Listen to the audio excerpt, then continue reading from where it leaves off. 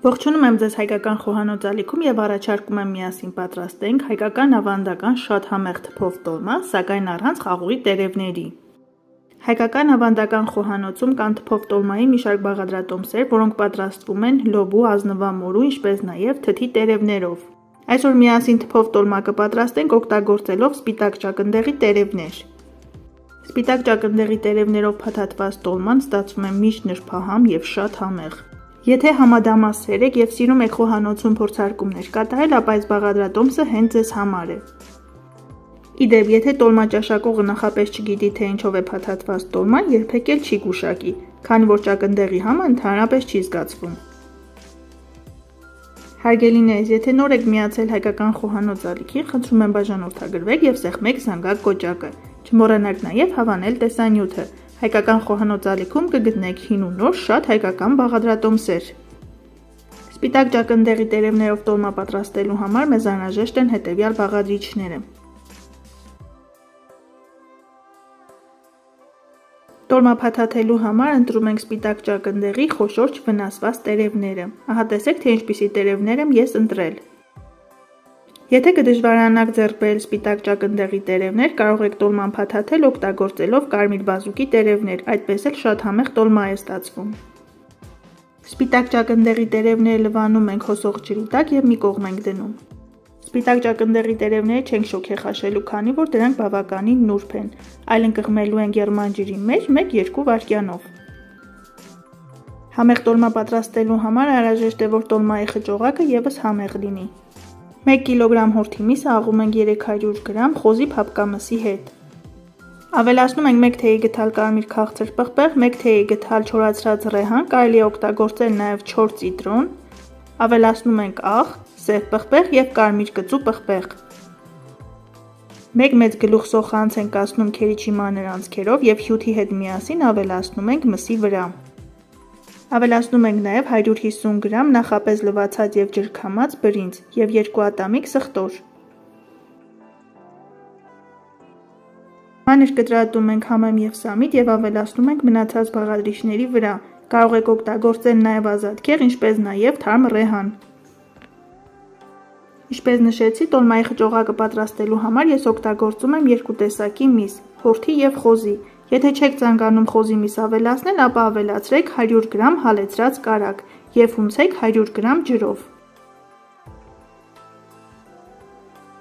Տոլմայի խճողակը հունցելու ընթացքում ես ջուր չեմ ավելացնում, քանի որ օգտագործել եմ նաև խոզի միս։ Ինչպես գիտեք, տավարի մսով եւ խոզի մսով պատրաստված տոլման միս ստացվում է փափուկ եւ համեղ։ Միսը լավ հունցելուց հետո պետք է ստանանք նման կպչուն զանգված։ Հարգելիներս, հայկական խոհանոց ալիքում կգտնեք նաև պասուս տոլմայի մի շարք բաղադրատոմսեր, ինչպես նաև էջմիածնի կամ ամառային տոլմայի, թփով եւ կաղամբով պատրաստվող տոլմայի մի շարք բաղադրատոմսեր։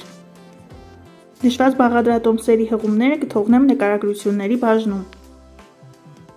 Տարայի մեջ լցնում ենք եղմանջուր, ավելացնում ենք մի փոքր աղ եւ ճակնդեղի տերևները մեկական ընկղմում ենք եղմանջրի մեջ, այնուհետեւ փաթաթում ենք տոլման։ Երբեք ամբողջ ճակնդեղի տերևները միանգամից չընկղմեք եղմանջրի մեջ, այդպես դրանք միանգամից կթուլանան եւ միմյանց կկպչեն եւ անհնար կլինի դրանցով փաթաթել տոլմա։ Այսպես մեկական ճակնդեղի տերևները դնում ենք եղմանջրի մեջ ընդամենը 1-2 վայրկյանով, հանում ենք, հեռացնում ենք ծայրի չոր հատվածը, դնում ենք մսի խճողակը եւ գեղեցիկ փաթաթում ենք։ 1-2 օրինակ ես կցուցադրեմ, իսկ մնացածը կփաթաթեմ կադրից դուրս։ Ճակնդեղի տերևները դնում ենք եղմանջրի մեջ, որպեսզի փաթաթելու ընթացքում դրանք չճաքճքեն։ Տերևների կողքերի հատվածները ծալում ենք եւ տոլման դեպի մեզ մի փոքր սեղմելով փաթաթում ենք։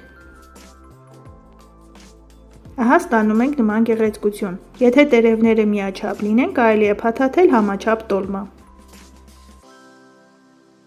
Ճիշտ է, ճակնդեղի տերևներով պատրաստվող տոլման մի փոքր ժամանակ է խլում, սակայն արդյունքում ստանում ենք նրբահամ բերանում հալվող տոլմա։ Վերջին շրջանում հայ տնային տնտեսուհիները հիմնականում պատրաստում են ամառային տոլմա, թփով եւ կաղամբով տոլմա, սակայն հայկական խոհանոցում կան տոլմաների բազմապիսի բաղադրատոմսեր։ Մեկնաբանությունների բաժնում գրեք, թե տատիկներից եւ մայրիկներից մնացած տոլմայի ինչ յուրահատուկ բաղադրատոմս գիտեք։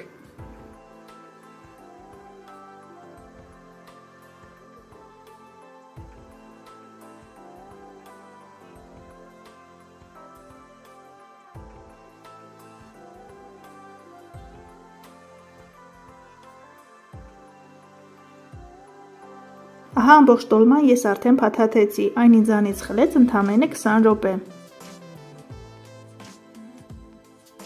Վերցնում ենք մեծ կաթսա և տակը դնում ենք ճակնդեղի մի քանի հատ տերևներ։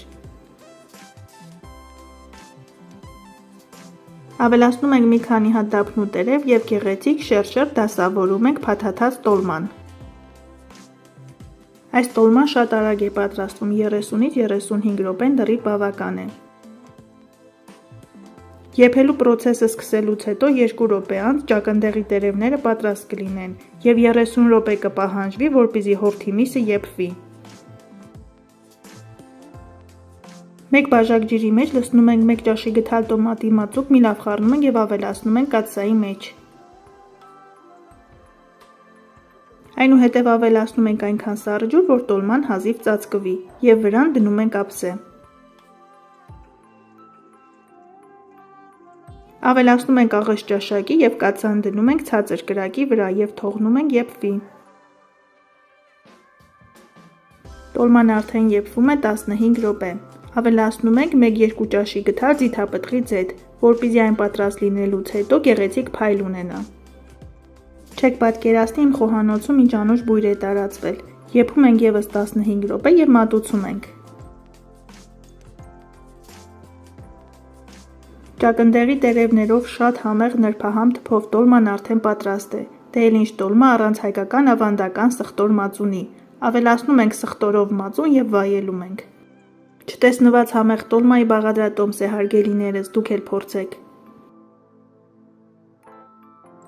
Դե ինչ, այսօր էլ այսքանը։ Պատրաստեք սիրով եղեք առողջ և օրհնված։ Ցտեսություն, կհանդիպենք հաջորդ տեսանյութերում։